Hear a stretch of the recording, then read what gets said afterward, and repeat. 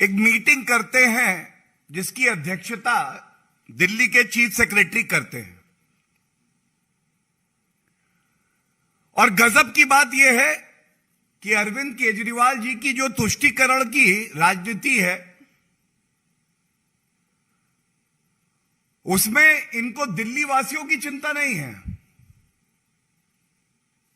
इनको चिंता है जो रोहिंग्या घुसपैठिए आए हैं। अरविंद केजरीवाल जी की तुष्टीकरण की राजनीति ऐसी है, ये भी भूल जाते हैं कि अगर भारत के अंदर कोई घुसपैठिया आता है, जो इलीगल माइग्रेंट्स आते हैं, मोदी जी की सरकार की बिल्कुल स्पष्ट नीति रही है कि राष्ट्र सुरक्षा से कोई समझौता नहीं होगा। ये लोग हमारी देश की अखंडता के लिए खतरा हैं, पहली बात। दूसरी बात, हमारे देश का कानून यह कहता है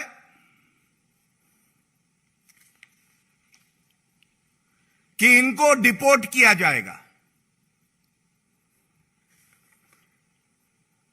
और ये जुरिस्डिक्शन जो है, संविधान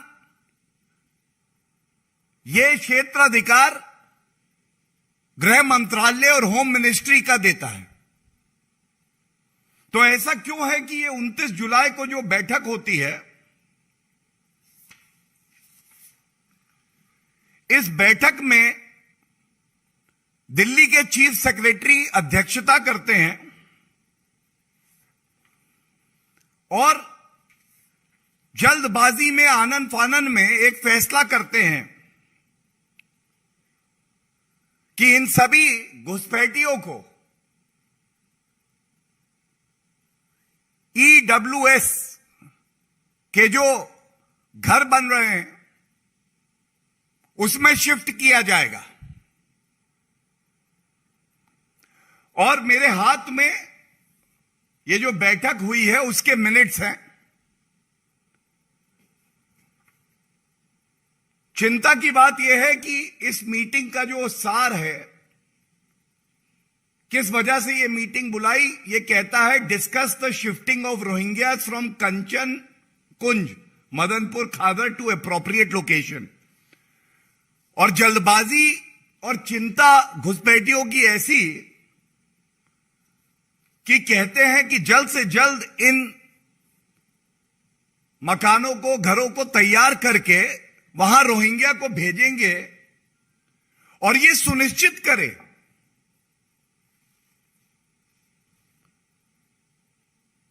कि यहां पे फंक्शनल टॉयलेट होंगे, बोरवेल होगा।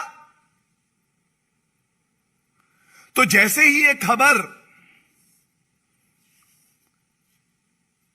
कुछ माध्यम में इस तरह से सामने आई कि अरविंद केजरीवाल फिर से अपनी तुष्टीकरण की राजनीति करने से बाज नहीं आएंगे, तुरंत गृह मंत्रालय की तरफ से स्पष्टीकरण आया, जो मैं आपके समक्ष रख के फिर अपनी बात को आगे बढ़ाऊंगा। और यह बहुत महत्वपूर्ण है। गृह मंत्रालय ने सबसे पहली बात स्पष्ट कर दिया है, MHA has not given any directions to provide EWS flats to Rohingya illegal migrants। जो घुसपैठिए हैं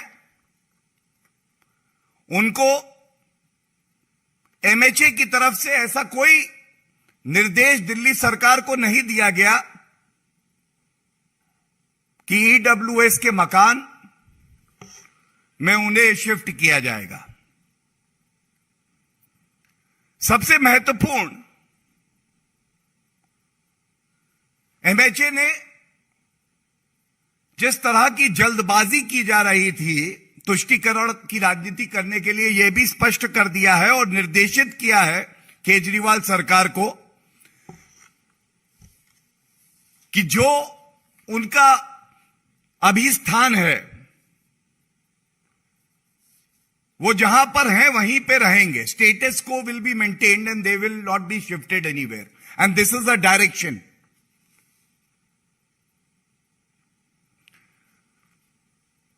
बहुत महत्वपूर्ण बात एक और है जो ये स्पष्ट कर देती है कि केंद्र सरकार की नीति है, सबसे पहले राष्ट्र सुरक्षा पे कोई समझौता नहीं, नंबर 1.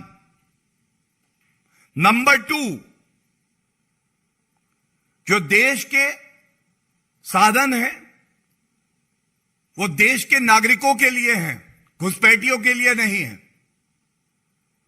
और इसी बात को स्पष्ट करते हुए जो गृह मंत्रालय की तरफ से ट्वीट है, मैं उसमें जो लिखा है वो आपके समक्ष रख दूं. MHA has directed the GNCTD to ensure that the Rohingya illegal foreigners will continue at the present location, as MHA has already taken up the matter of their deportation with the concerned country through MEA. ये बहुत अहम बिंदु है. जल्दबाजी में, आनन फानन में अरविंद केजरीवाल जी तुष्टीकरण की राजनीति करते हुए जो देश के नागरिकों के लिए साधन है, जो दिल्ली वासियों के लिए साधन है, उसको घुसपैठियों को देना चाहते हैं. और केंद्र सरकार स्पष्ट कर रही है कि ये घुसपैठिए हैं, इन्होंने देश का कानून तोड़ा है. और हमारा विदेश मंत्रालय जहां से ये घुसपैठिए आए हैं उस देश से बातचीत कर रहा है और इनको देश से कानून संगत तरीके से निकाला जाएगा. यह बहुत महत्वपूर्ण है.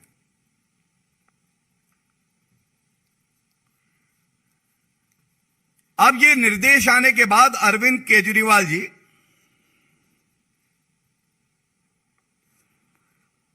आप ये जो जितने घुसपैठिए हैं इनको कहीं और नहीं ले जा सकते हैं. और उम्मीद ये की जा सकती है कि संविधान की शपथ लेने वाले अरविंद केजरीवाल जी अपने कर्तव्यों का निर्वाह करेंगे और देश की सुरक्षा के साथ कोई छेड़छाड़ नहीं करेंगे.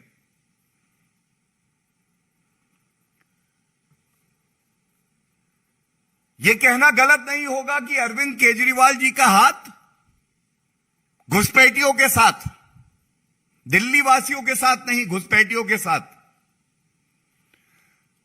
और एक बात और जो निकल के आती है जो बहुत चिंताजनक है, ये जो घुसपैठिए हमारे देश में आए हैं, भारतीय जनता पार्टी की मजबूत सरकार आने से पहले की जो सरकारें हैं उनको सर्वोच्च न्यायालय फटकार लगाता था, कहता था इन घुसपैठियों को आप वापस क्यों नहीं भेज रहे. पिछली सरकारों की ना नीयत साफ थी ना नीति साफ थी, जिस तरह से अरविंद केजरीवाल जी की नहीं है. और वो लोग घुसपैठियों का भी धर्म ढूंढ लेते थे. उनको लगता था भविष्य में ये हमें मजबूत करेंगे. बदलाव ये आया, एक मजबूत सरकार, स्पष्ट नीति, जिसने कहा राष्ट्रीय सुरक्षा सर्वोपरि है और देश के संसाधनों पे हक है तो केवल भारतीयों का है.